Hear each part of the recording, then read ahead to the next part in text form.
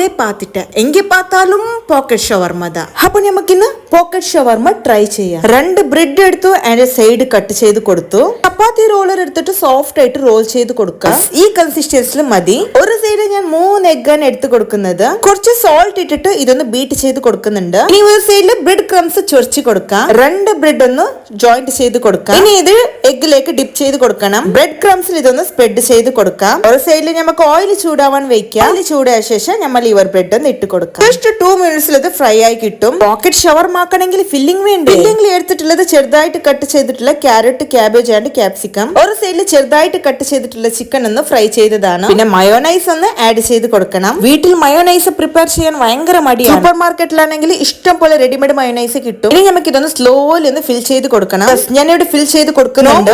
2 കഴിച്ചാൽ മതി, വയറിനറിയും. കുറച്ച് സ്റ്റൈലിഷ് ആയിട്ട് കാണാൻ ഇതിന്റെ മുകളിൽ മയോനൈസ് സ്പ്രെഡ് ചെയ്തു. ഇന്നത്തെ വീഡിയോസ് ഇത്രയേ ഉള്ളൂ.